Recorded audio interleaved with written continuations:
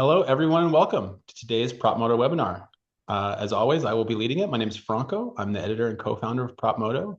Today, we're going to be looking at the 2026 outlook for multifamily. We're both looking at management, performance, some of the kind of economic situation around it, and obviously, how you, our viewers here, can navigate it, right? There's lots of technologies, lots of techniques and strategies that I think are helping multifamily managers, owners, preserve NOI and keep things profitable. And what in certain areas is a difficult situation, at least more difficult than we've seen in the last 10 years. Multifamily's had a great run, and we're having a little bit of a stagnation that is negatively impacting some. So obviously there's a lot of regional differences here, and we'll do our best to cover some of the highlight some of those, but we won't be able to get to every region specifically. Just a reminder to everybody here, this is live, anything can happen. We also will not be saving time at the end for questions. We would rather all of you just put your questions in when you have them. Love to hear from you. You can put it in the chat here or in the Q&A if they're pertinent and they're kind of aligned with what we're talking about. I'm happy to bring them up and get some of these experts to weigh in and give their thoughts on it. So happy to introduce our awesome guests here. We got some great panelists. First is Jay Liebick. He's Senior Director of Market Research at Continental Properties. Welcome back, Jay. Hi, thanks for having me. Love having the economist. Although, not having a bow tie, I think you lose a couple economist points there, right? Next, we have Brian Mitchell. He's Chief Strategy Officer at Bounty. It's a AI real estate company. Hi, Brian. Hello. Thanks for having me. Yeah, thanks for joining. And last but certainly not least, we have Joe Zaleski. He's VP of US Sales at Switch. That's an EV charging solutions company. Hi, Joe. Hey, thanks for having me and Happy New Year, everybody. Yeah, this is our first of the year. Hopefully, one of our best. So, yeah, let's just jump in. I like to start these off with a little bit of a, state of the union, state of the market, right? To look at where we are, and then we can kind of start filling it in with some ideas about where we are going. I said kind of at the top of this that there's a lot of regional differences here, right? And I think this is particularly true for where I want to start out, which is the supply and demand, right? Yeah, obviously that is the biggest factor of where rents go and where they're going. And for a long time, I think that was kind of the linchpin of why there was so much rent growth for so long, right? Is because building kind of stopped during the pandemic, took a while to start back up. We had populations weren't going down. And so we had quite a bit of, kind of supply side scarcity. And because of that, a lot of rents went up, which, is great for the multifamily industry, but rightfully so. I think there has been a lot more building in a lot of cities. They've done, certain cities in particular have done a really good job of incentivizing new construction. And we're starting to see that as far as rents go. So let's just talk a little bit about the new supply coming in. I think what's interesting about this is it's not like, when new supply comes in, it doesn't come in across the board, right? Right now, it's generally luxury, but some of it is either affordable luxury, but it's the new stock, right? So it kind of holds a premium over some of the others, and I think kind of maybe pushes down some of the older stock in particular, right? Because now there is newer, nicer things. So Jay, I want to start with you on this. Just, give me an idea of what you're seeing when it comes to new supply. And being the economist here, maybe you can kind of break down some of the areas, cities, and states that really have seen the kind of the biggest supply and where that's affecting the market the most. Yeah, so let's just take a moment and just frame this as you were kind of talking about. But in 2024, we saw the the highest delivery total in the multifamily sector since the mid 1980s. So we use RealPage, and RealPage showed about 524,000 units delivered in 2024. This year, they're thinking that number is, well, for 2025, we don't have the full numbers in yet, but they're thinking that we're going to be in the 420 range in terms of deliveries for 2025. And then for 2026, forecasting having deliveries get get back down to kind of the pre-pandemic, the 5-year pre-pandemic average of about 300,000 units. So, this is the most supply that we've seen come online in the sector, in 40 years. So this has caused a huge shock to the system, but to your point, it's been very regionally specific. And when we look across the markets in which construction was the most highly concentrated, it was in the Sunbelt locations, thinking about Phoenix, San Antonio, DFW, Austin, obviously, uh, Atlanta, Nashville, Charlotte, um, and then kind of the northern Florida markets, and I think of like Tampa, Orlando, and Jacksonville. So, those markets just saw so much construction. And so that has kind of been where the supply went because everyone was thinking, the whole thought process was like, oh my gosh, when you look at the amount of demand that was created in those markets in 2020 and 2021, which were off the chart, and everybody thought that, oh my gosh, Atlanta, or we'll just use Austin as an example, that Austin's going to do 30,000 units of absorption every year going forward. It's like, no, it's not. This, yeah, is Austin going to see, does Austin have potential for good demand? Yes, but not three or four times what it Right. was doing pre-pandemic. And so we ended up, and this is a common comment that I make when I'm kind of talking about the market. People are like, well, how's the market doing? And my basic response is depends where you are, and depends what price point you're at. And so I think that that's kind of, so here we are today, and we have, throughout 2025, the Midwest and the Northeast were the regions that outperformed. And, when we look at the forecast for 2026, that's pretty much going to stay status quo because markets in the South and the Southwest are still struggling with this overhang of units. And, we've seen, and when we look at the West Coast, the Bay Area has come back, pretty dramatically. Um, LA is kind of floundering. Southern California is kind of they're doing okay, but, not great. And then kind of getting up in the Pacific Northwest, we're seeing some good trends in Seattle and Portland. But yeah, this is one of those things where it's very regionally. We're seeing very big differences regionally, and as we move into 2026, the forecast is basically going to be that the we're looking at the Midwest and the Northeast continuing to be the regional leaders, followed by the West, and then the Southwest kind of being the laggard. Yeah, I think what's so interesting is that the places that didn't need the new supply seem to get the new supply, right? Like you're saying that a lot of those places are already comparatively cheap, right? Affordable. Whereas the cities that weren't, Los Angeles, right, New York, like they haven't been able to bring on the new supply in the same way for a number of reasons, right?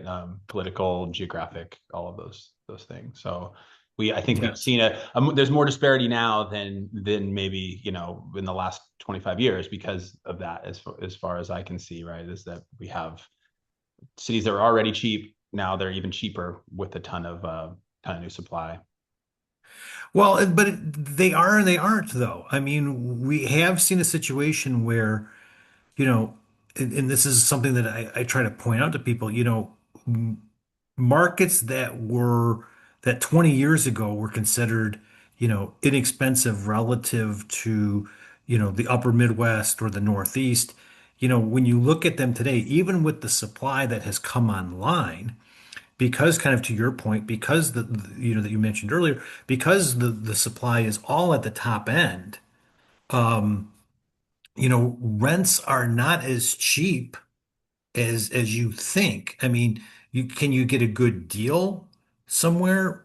relative. I mean, so like if you're moving from California to Phoenix, yes, Phoenix is going to be cheaper, no doubt. But if you've lived in Phoenix for the last 20 years, Phoenix is not a bargain. Doesn't feel, yeah. And then when you look at comparative, comparative salaries, right now you might not be that much cheaper, Yeah, so that's the thing I would because you've created a situation in which and this is true across the board in terms of housing, whether it's single family or multifamily rental, rents have been pushed up. Um, and while we've seen retreating in terms of rents, rents today in these markets are, you know, uh, much higher than they were 10, 15 years ago. hmm And so if you're moving from, like I said, if you're moving from a very, very high cost area, then yeah, some of these markets are still inexpensive, but it's not the case across the board. Absolutely. And I think it's interesting because these new units are not apples to apples with the units that are there, right? They're usually larger, amenitized, right? Have leasing teams, right? They're not kind of competing with the kind of garden style, smaller apartment complexes that are really common, at least, in some parts of the country. Yeah. Brian, I'm interested to hear from you here about what you're seeing just as far as the way that, obviously your clients are both the new and the old owners, and I'm sure both of them are scrambling equally to try to get their leasing, to where they need it to be. Yeah, I think they're facing a lot of different shifts, right? So I think shift one, NAR recently said this, which is a little staggering, is that first-time home buyers are hitting 40. And if you think back in 2010, that was 30. I think Axio said it kind of funny, 40 is the new 30 for first-time home buyers. Mm-hmm. Repeat home buyers are approaching 60, where Wow. it used to be 38. So if you think about the cyclical nature of real estate, especially on the homeowner side, it's dynamically changing. And then now you have a whole new generation of young people entering in the workforce, looking for their first places. So I think multifamily is facing a couple dynamics. Dynamic one that we're hearing from our clients is people are staying longer in multifamily units. So they're fighting for this crop, a crop of people that can, I would say it's, people love throwing around the K-shape analogy around, but you have a group of people that are staying in multifamily or rental properties longer, and their affordability, what they can afford, is actually continuing to rise throughout the years. And then you have a crop of new people coming in, and so you have both a high demand on the low end, on the high end. And so I think operators are facing two major challenges. One is how do I keep my doors locked in? How do I keep people indoors? And then when I have a door open, how quickly can I fill it? And what are the dynamics and the headwinds that I'm facing on there? And so I think we're seeing, we're hearing this both from multifamily technology operators, people that are kind of helping the multifamilies. We're hearing this from regional multifamily property developers and owners, and we're kind of seeing it as they're really trying to explore and understand how do I fight these dynamics, because we're seeing it, and we're hearing this quite a bit in the Mid Atlantic. We've heard this quite a bit in the Northeast and obviously in the Southwest. Yeah, I think it's, your point about the people getting older, buying new homes, I think has a really direct effect on expectations, right? Like I think historically people thought, well, multifamily is, young professionals, right? Young professionals are the ones, and then eventually they kind of phase out and they go buy their home, and then they're not really in the pool anymore, right? But now we're seeing, I mean, some renters, staying generation rent, right? They're never going, and so now you're getting, grown ups, like more grown people, maybe with kids, really high powered, high paying jobs. And I don't think they're as okay with just the kind of basic four walls that I think a lot of apartments deliver, right? They want amenities, they want a lot more. So, Joe, I want you to jump in here and talk a little bit about this. Obviously, as a kind of a EV charging company, there is one one criteria in particular that I think you have seen, which is the need for an EV charger or for EVs, and there's obviously a lot that comes with that, right? There's with certain types of EV charging, I think that also gives a little bit of you know strategy around kind of the way that your rate base works and your energy resilience and all of that. But what are you seeing as far as the importance of EV charging to this current market? Good question. And I think to kind of like expand on what Brian was saying, where people are staying longer, and so the supply is getting a lot more in this market. What we're seeing is like differentiation for amenities that are offered at a property becomes extremely important. So a lot of our customers are looking for something that's a capital light solution and can scale with time. So EV charging is that amenity, in my humble opinion, that would kind of achieve both of those. So just a couple quick stats. Right now, roughly 9% of all new vehicles that are purchased in the US have been an EV. That's up from about 2% 4 years ago. So we continue to see the scaling effect. About 60% of people want to charge at home where they live, and a lot of people are starting to work. Um, and and so this that phased investment approach that I'm talking about, what's nice for multifamily properties is there's still a lot of incentives that can be captured out there for property ownership groups. And so to be able to install 1 to 2 chargers to kind of meet that initial demand at a property. And what we've seen from our surveys, and it's kind of you hear that saying, if you build it, they will come. I like to say, if you build it, they'll stay. So it's both. We see a lot of people, once they have that amenity on property, you'll kind of have a little bit of both. You'll have people that will find your property a little bit more because those are the EV drivers that are already out there, and then people that are at your property already. Those tenants will tend to buy an EV because now they have an easy place to charge. Mm-hmm. I think personally, one of the interesting effects of kind of heightened expectations from the renter market is that we've seen multifamily become a lot more kind of brand specific, branded towards a certain audience, right? I think we are seeing more and more buildings that are really saying, okay, well, we are a building for young professionals, right? We are a building for families. We are a building for people who are really who sustainability is really important for, right? And I think that goes to your point of standing out, right? It's not enough, I don't think, to just be another kind of dot on the map, as far as on the search map. You really want to have something that pushes you above at least some of this new competition that's come in, because yeah, it's certainly gotten more competitive.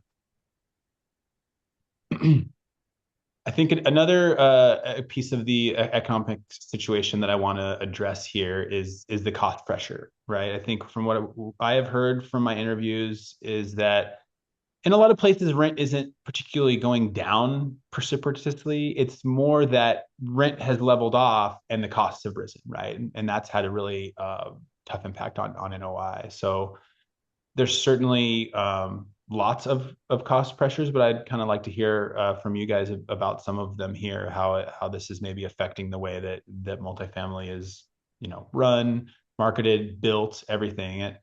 The first one that comes to mind is energy, right? That's a big cost that can be somewhat brought down if with the right amount of investment, right? We're looking at solar, on-site generation, that kind of stuff. But how do you think that this rising energy costs has affected the multifamily market? Jay, I'll start with you again on this one. Yeah, I think that it's to me it comes down to how a property for the new properties that are being developed right now, um, that you're being smart about what your designs are and that you're taking advantage of, you know, um, of the lighting that you have and understanding, what your costs and your common areas are going to be, and the like, and how you're going to light if you're in a mid-rise or a high-rise type of project, what your garage lighting is going to be. And if you tackle those things early on, that, it's always better to do it when you're developing as opposed to retrofitting. And that to me, I think is the key of trying to make sure that you're trying to be ahead of the curve. Now, if you are in the situation where you have a more mature property and you are going through retrofitting, to make sure that that you're investing the right way. And Mm. um, I worked for a large REIT for a long time, and we did a lot of work on this. And I think we did it really well because we didn't just say wholesale go in and like change out fixtures and that. And we tried to be very methodical about it, and we would make the investments where we saw that there was savings. But I think it's when you're looking at your NOIs today, you've got to make sure that you're maximizing, that you're keeping your expenses as low as possible. You got to balance that with your capital, your capital investment. But again, be smart about it and keep focused on it.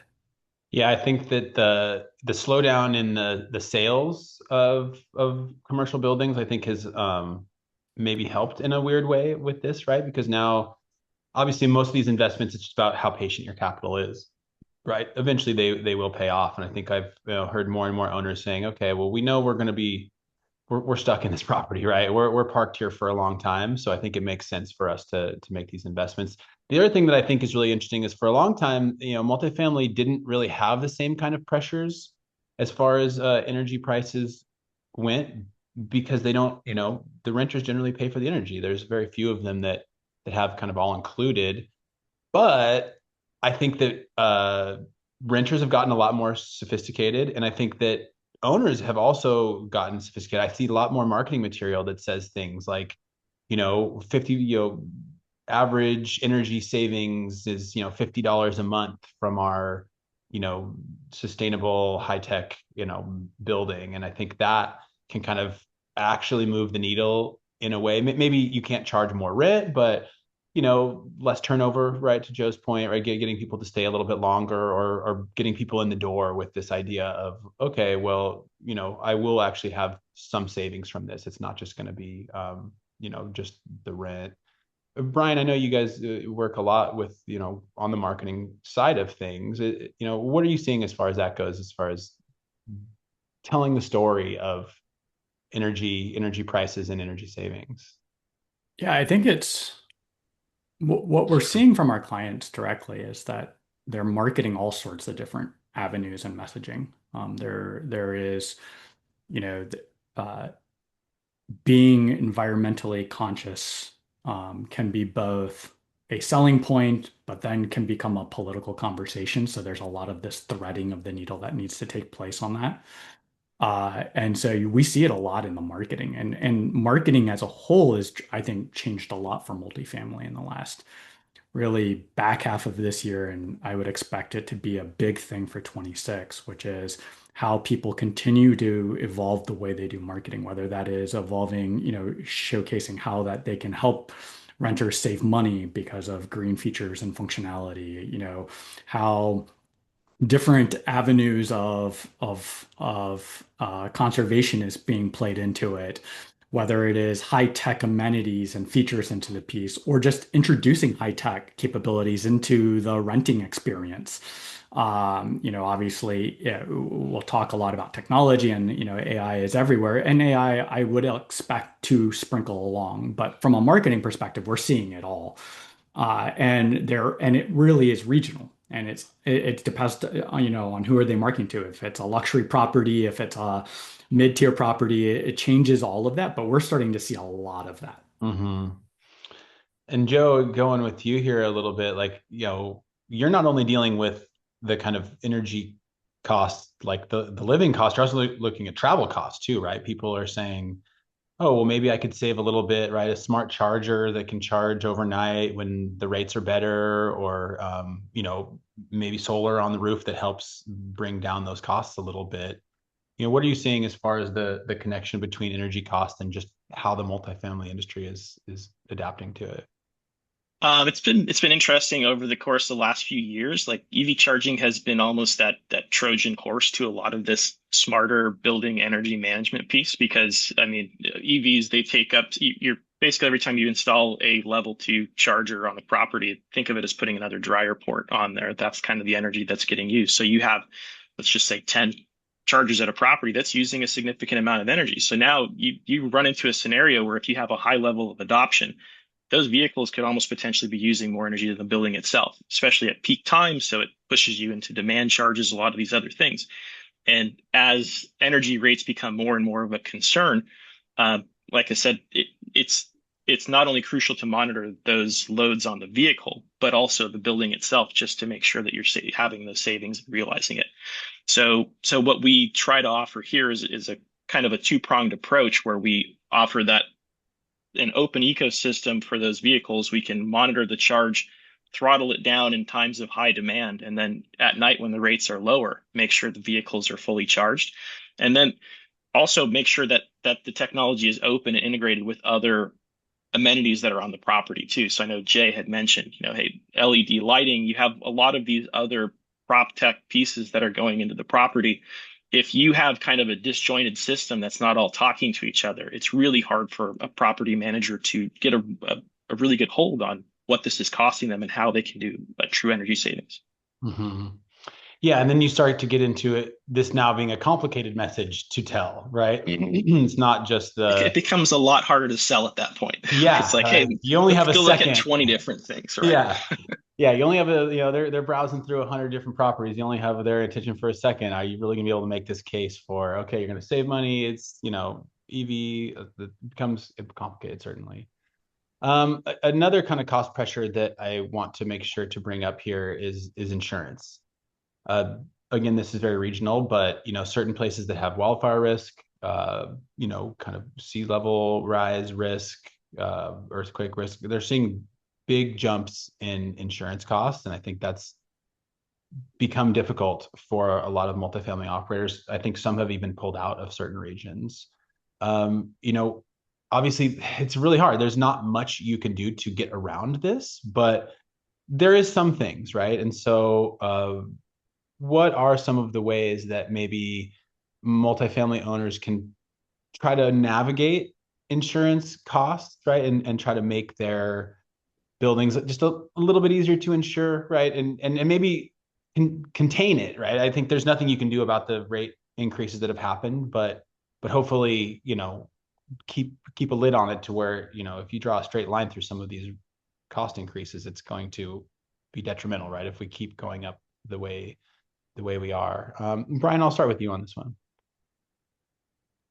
Sorry to put you on the hot seat. That's a hard one, right? Like what we're seeing from from my vantage point, again, we're mainly used as a marketing tool and some of that within the multifamily. We're seeing a lot of conversation where property owners are kind of being a little more transparent in some of the costs and situations. We've had one where there is a flood risk, and they've actually talked about their level of flood insurance as a value proposition to potential renters, as a way to tell to they're almost using it as a way, as a value proposition to keeping people indoors, and also as a way to attract people into the whatever doors they have open, right? And they talk about it candidly, talk about how that value comes back to a potential renter. So I think we've started to see some of that. We've also seen the reverse, which is where if they're in an area where they don't have as much of an insurance crisis as another neighboring area does, like in California, we've seen this. Some of them, again, use that as a marketing material. Hey, look, part of our rates are going to be cheaper because we don't have some of these risks that some of these other geographic areas are going to have. So we're seeing that on the marketing side. I think I've never really quite seen it as a value proposition seller before. I think it is an interesting value proposition to kind of put out there. I think that's the different thing that I'm kind of seeing from an insurance perspective Really that I just interesting. wasn't accustomed to. Yeah, that's really interesting. And, like we were talking about with Joe, it becomes a hard, that's not an easy message to pass along, right? You're starting to get in, it's not just talking about, square footage, right? It's something that's very easy, apples to apples comparison, right? You're now looking at like coverage and those kind of things. But yeah, I think again, renters are thinking about this, right? They want to know in case something happens that that they'll be covered. I think it makes a lot of sense. Jay, do you have anything to add about this? What are your thoughts on insurance? I'm sure you have looked a lot at the different regional differences of the cost pressures here. I guess my thing is don't own anything in Florida right now. That's Yeah, Florida is a special case. I know that's that a that's they a they had their really state-run insurance, but it looks like it is not going to be enough, I think, to it's this is one of those situations where depending upon where you're purchasing or where you're developing, you can see large differences in costs and expenses depending upon those locations right now. Mhm. So, it's just important when you're looking through pro formas, when you're looking through income statements, and you know, the top line may look really good, but if that expenses are rising up, is it's just important to keep in mind, where geographically what's happening and the impact that that's going to have on your operation and then on your returns. Yeah, and it's crazy to say that because, Florida was one of, if not the biggest benefactor of, the kind of population shifts during COVID, right? Lots of people moved down there. I mean, to tell someone, 5 years ago, like, hey, you probably should invest in Florida, they would have said, well, you're crazy. This is where the opportunity lies right now. But just goes to show there's two sides to it, right? There's the supply, but also, yeah, the demand and also what it costs, like cost of ownership, I think is really scary there right now. And then just the question of, and I know there's a couple of institutional investors that have done some research on this, the question of real estate valuation impact due to climate change. Mhm.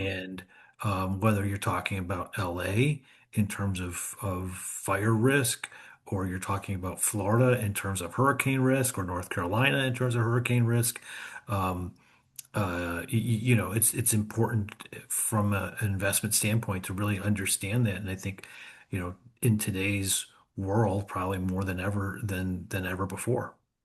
Yeah, and the experts that I've talked to said that, we haven't really come across this in the way that we could, because eventually we're going to get, maybe back-to-back hurricanes or like kind of consecutive natural disasters that are going to really strain the system, right? I think everybody sees FEMA as this kind of, endless bucket of government money that rains down on you and solves all your problems, but that there's no guarantee, right? If we have enough events, enough big enough events, right, that we're going to be stuck in a place where we don't really know where the money to build back is going to come from. And even the Right. insurance companies, right, they have a limited pool.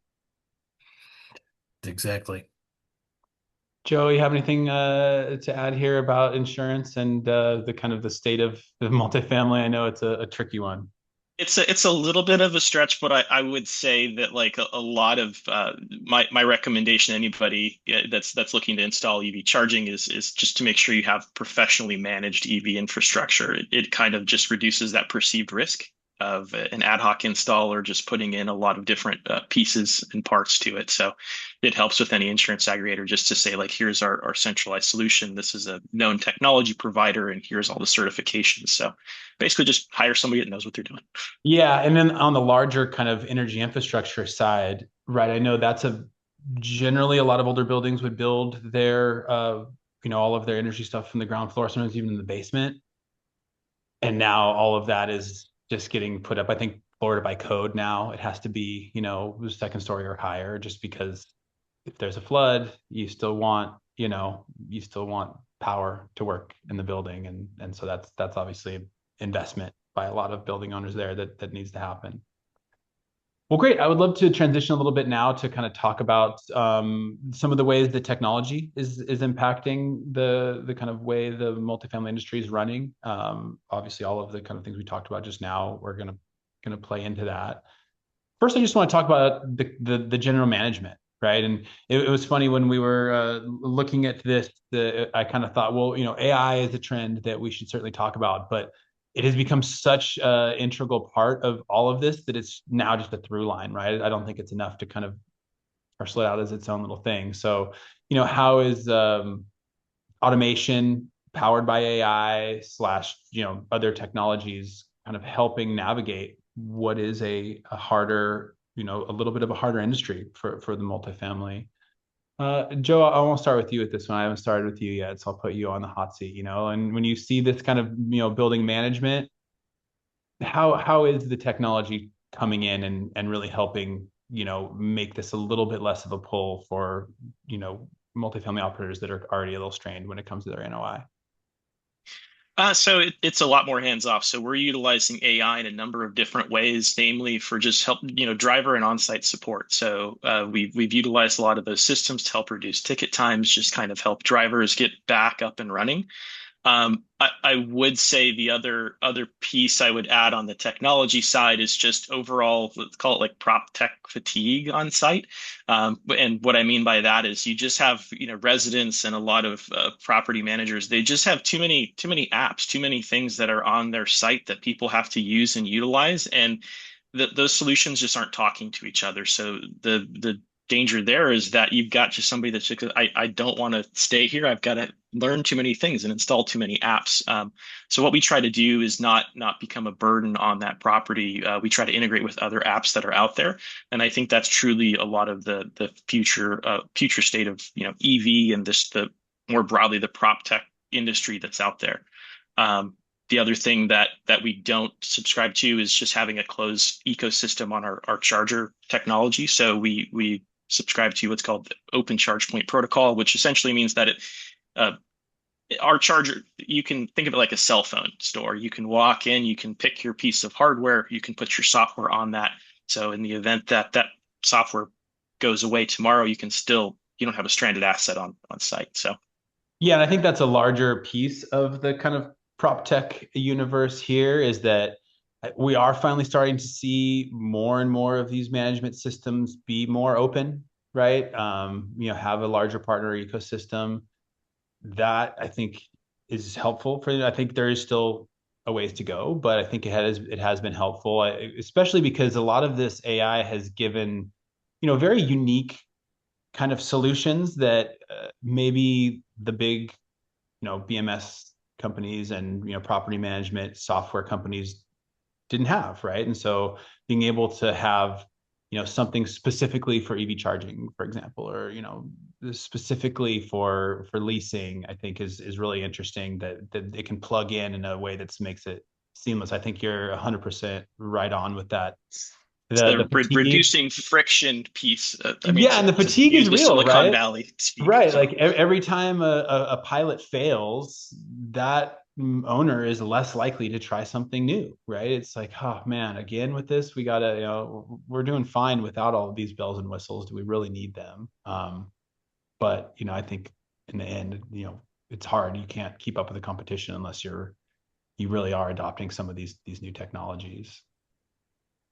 Brian, I want to hear from you on this. What do you think about as far as the way AI is helping change management and change leasing, right? I think that is a big part of management of a lot of these things. Their leasing offices are super important, but often very busy, right? Or I've heard more and more, large property owners that are saying, well, do we need a leasing office in every building? Maybe we just do one in every city, right? Maybe that's enough to go.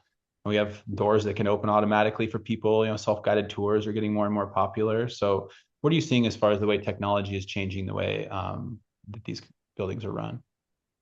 I think Joe brought up a good point. I unfortunately, if you're an operator or a manager, I think prop tech is going to get noisier in 26.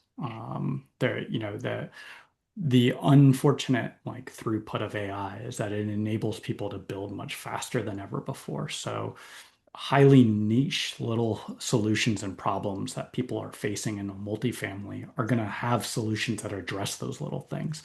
And so there is a potential that you're going, as an operator, you're going to find that you're going to have 5 or 6 different tools, that solve all these little things. And then I think there will be a great consolidation that happens through either the large aggregated property management softwares or BMS solutions are going to start buying out a lot of these smaller prop techs. And I expect that to happen more towards the end of 26 to 27. But where you're going to see AI specifically, and what we've been hearing from people is They're using things like to reimagine what does a tour look like, physical tours. Younger people, Gen Zs and X's that are in looking in the multifamily. This idea that they're going to make an appointment and go walk a physical space isn't as a it seems like a crazy idea.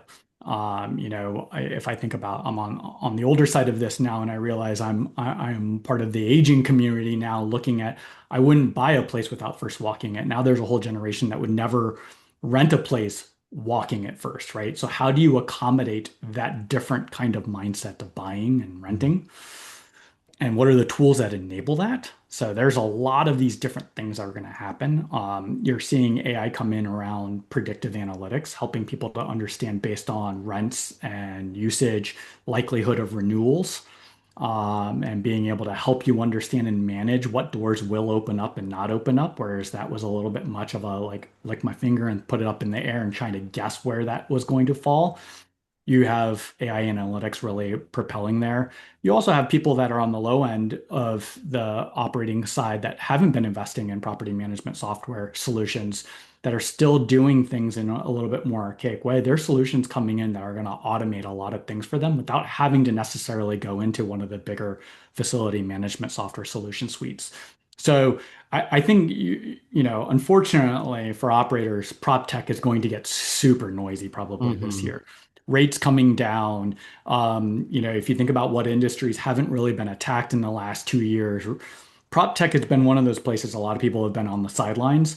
I don't think people are going to be on the sidelines in 26. I expect a lot of people to jump into this area because it's an area that's been largely ignored, and a lot of people are going to come into it. Yeah, I think we're kind of on the cusp now. I mean, obviously, prop tech has been a big thing for a while, but it hasn't really, at least when it comes to the kind of the promise of I have not heard much. Well, hey, we're gonna fire, we're gonna shrink this team, right? Like, I think it's more been a tool for teams, but I think it is only a matter of time when it's like, okay, once we can fully automate some of this, right? Do we need this person walking around doing this, or can we just have this happen? Do we need this person to do that? Jay, I'm interested to hear from you. Like, if you were going to look at your future management cost of a building, do you fold in the fact that, like, hey, we might see these costs go down in the next 5 years because of automation, or are you incredulous? Well, I think what's interesting is um, seeing how much the current renter pool does not want to interact with humans. They prefer text. They prefer other forms of communication. And so I think that, um, you know, when you look at a property and think about the operation side and, property manager, assistant property manager, leasing agent, where is where the efficiencies lie in terms of what the resident wants in terms of the leasing experience, and then what do they want in terms of a management experience, and making sure that it's being provided. I mean, so I think that's where the real efficiencies have to start kind of coming out and being looked at in a different way. Um, so that to me is more of the kind of the bigger picture questions that I know. So like Essex, I know for a while, basically took all people out of the leasing office. Um, Not sure how that went. I know some people who were leasing at Essex properties, and they weren't very happy with that. Um, but I think those are the kind of the questions and things that operators have to start seriously looking at. Yeah, I mean, there's a huge generational divide here, right? As the older generations generally want, I can't press zero fast enough to get out of the automated phone tree to try to get to someone.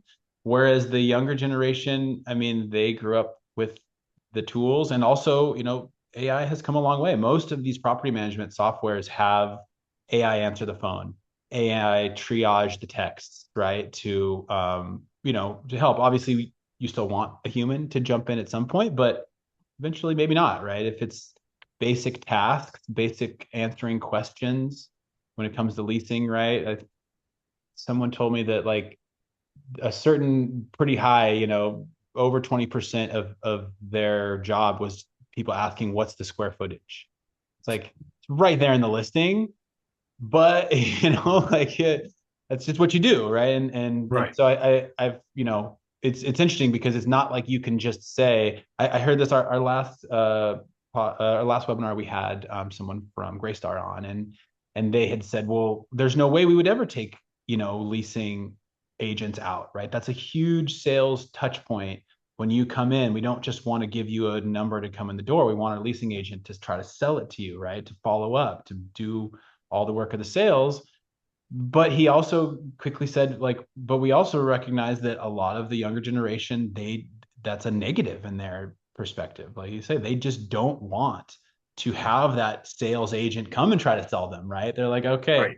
I want to do it on my own independently. And I think it gives a lot of opportunities of changing the office hours, right? Changing the office hours, maybe shrinking them, opening up the viewing hours, right? Oh, you can come after hours when the office is closed, and so I think it's one of those things where maybe it doesn't go away, but it certainly changes what they are able to provide. Franco, we have a client that's shrinking, they're actively shrinking their leasing office because leasing is the leasing experience is what's being disrupted the most right now Mm-hmm. versus the management function. And, they're shrinking it down, they're going to repurpose it, make it, they're going to redeploy another community-based amenity asset again. But that is where people are going. I think that's where you're going to, in the early part of this year, that's for operators. That's where the area of disruption is probably going to exist the most. And then as prop tech continues to explode, I think it will eventually make its way to the management process, right? The how do I operate the community? What are the expectations of those that are in the doors, what they expect from the community and those pieces. But on the front end, 100%, what we're seeing with people that are multifamily and using us, the leasing experience is heavily being disrupted by technology. Mm-hmm. Absolutely. Okay, let's switch gears here and talk a little bit about energy. We talked about how prices are going up, right? That's kind of changing a lot. But obviously, there's a lot of technology that can be brought to bear on this, right? Being a lot smarter with your consumption. Solar and on-site generation is obviously one of those. Joe, I'll start with you on this one because this is kind of falls into your expertise here. How is technology, particularly AI, changing the way that multifamily thinks about energy usage? From the perspective of just kind of, what we do day in, day out on the EV side, it's load management is really the, active load management and dynamic load management. So not only looking at what the vehicles are doing when people are charging, but we also take a look at total building usage. So when people are coming home, they're turning on HVAC, lighting, et cetera. And I touched on it earlier where it's just, you can have a situation where now you're utilizing a ton of energy that can push you into extreme utility rates, especially as these costs are rising. So I think it's going to be increasingly important for operators to utilize these load management solutions on site to be able to just not only control what's going on in their building, but what's going on in their parking lot and be able to monetize that in a way that doesn't put them, you get into a demand charge in some of these areas. And now it's like, it doesn't matter what you're charging, for your kilowatt rates or what people are paying on rent, you're going to be paying a lot just for the energy that you're using at the building. So being able to not be able to just look at what the vehicles and the building is doing, but being able to actively control that, I think is going to be a lot of the future state of what we're seeing in the multifamily space. Yeah, and I've heard more and more multifamily. I think it was very easy to say, well, we can't really control what our renters do, how they, they're going to do it. They're going to set their thermostat to what they set it to. They're going to do what they do.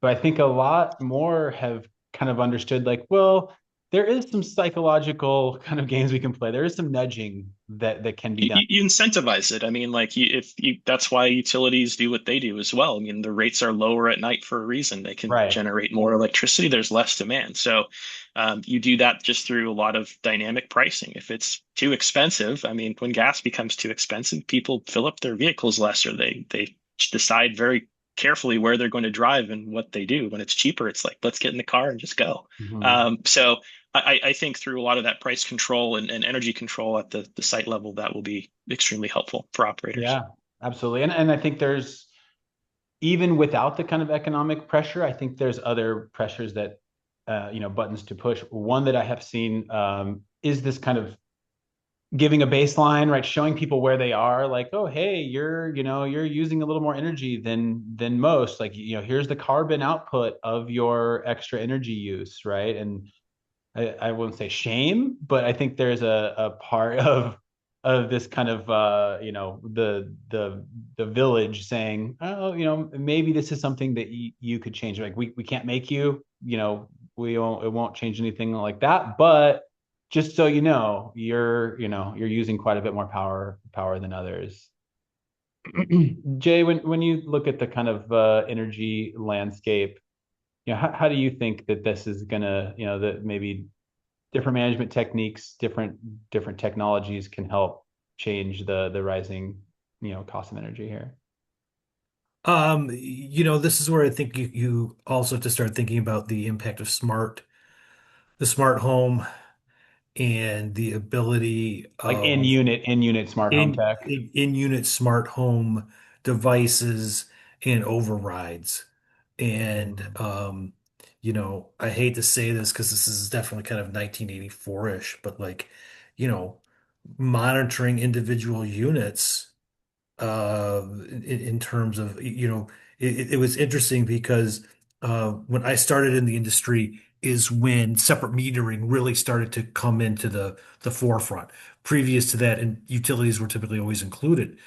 And getting into separate metering and rub situations and the like, the data was very, very compelling because um, there was a study done in the late 1990s that showed um, once tenants started having to pay for water, their individual water usage, that water consumption dropped by like 37%.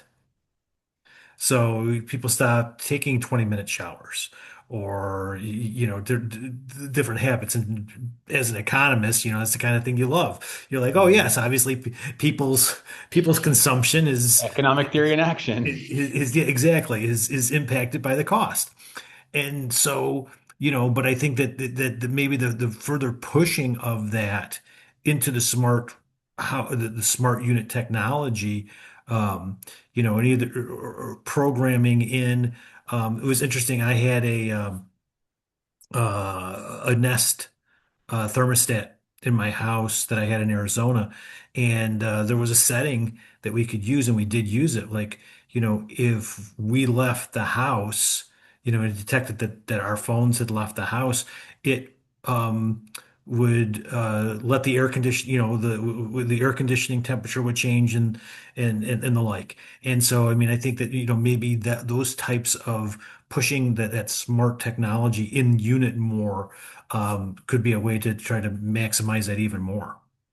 Yeah, I think that gives a lot of owners and operators heartburn because now you're having to install a technology in a unit, hoping everybody wants to use it, like, having to help with the tech become like the IT for the people that can't figure it out and all of that. But I do think, to our earlier point, now that prop tech's gotten a lot better, it's more interoperable, right? Things have become maybe a little easier to say, okay, well, we're gonna have nests in every unit, right? And we can make that work instead of like, oh man, someone's gonna say I'm a Google person and want to rip it out and all of the other things that can go wrong with it. Well, and then putting parameters up and being like, no, we're not going to let you set your AC to 65. Right.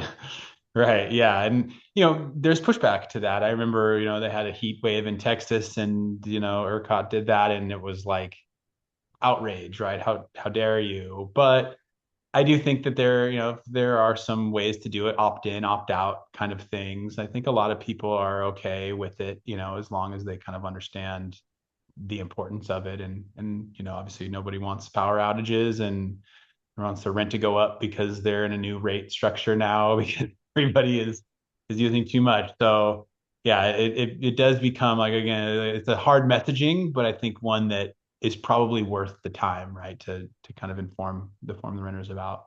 Yep. Well, look, I told all of you to have a prediction ready, and hopefully you did your homework because I want to hear some predictions. If we came back and we did this, 2 years from now, what do you think is going to change in this conversation? Joe, I haven't put you on the hot seat enough here, so let's do it for the last one. Fair enough. I would say more probably neighborhood commerce. So when you go to like the multifamily apps, it's not going to be just for paying for rent. I think there's going to be more and more integration. So like we're trying to do at Switch is integrate more on the EV charging side to make that seamless. But I would see that being, take it a step further where you see the local coffee shop, you see like a lot of that. So you would use that app as one centralized place for residences to kind of not only pay their rent, charge their vehicle, open their door at their place, but also just kind of interact with all the other businesses in the area as well. Yeah, I love that. And that was an early promise of it, but I think, you got to get people on the apps first. So obviously, like access control. It's coming. Yeah, we're seeing a lot more of it. So yeah, Yeah, with a lot more of that integration, I think the we'll more kind of people get get there. used to, yeah, my building has an app, the more they're going to check it for, I need a dog walker, a house cleaner or something. That makes a lot of sense. Brian, how about you? What's your prediction? Ooh, I'll give you two quick ones. One's a kind of a tie on to Joe. I think large operators are going to have to get into the tech business. They're going to have to find a way to create one app that rules them all. Because I think with the proliferation of prop tech that's going to come, if you're not careful, you're going to find a situation where you're asking a renter to download 17 apps, Good and the luck. aptitude to do that is going to be zero. Yeah. And so you're going to find the line of prop tech and property owners kind of start to blur a little bit, would be my big prediction for 26. I think the second one is I think the trends for real estate are going to continue, meaning new homeowners are going to continue to get older. Second time home buyers are going to continue to get older, which means people are going to be in multifamily longer and more. And so these things are going to kind of coalesce. All right, we'll have like bars in the shower and things to help you get up the stairs, I guess, for long. All right, Jay, bring us home. What's your prediction here? My prediction is that national rent growth is not going to improve as quickly as people think it is. And Why is you that? know, I think that the overhang of units in a number of Sunbelt markets is much larger and is having a bigger impact on the market than people are recognizing. Mhm. And so, RealPage in November, we don't have their fourth quarter numbers yet, but nationally for November, they had year-over-year effective rates down negative 0.7% on a national basis. And I think that the current forecast, the most recent forecast from RealPage was for 2026 to come in at about 2.3%. And I think that it's going to be much tougher for the national number to get to that point. And even going into 2027, I think that there's going to be more. I think there's going to be some of these Sunbelt markets are going to continue to struggle to get the rent growing because that imbalance is just going to last a lot longer than people think. Interesting. Great prediction. We'll have to see if they come true. Well, thank you everyone for joining. Hopefully, you took something from this. If any of you would like to be introduced to any of our panelists here, please send me an email. It's franco@propmodo.com. That's FRANCO at propmodo.com. Joe, Brian, Jay, thanks so much. Thank Thank you you. very much.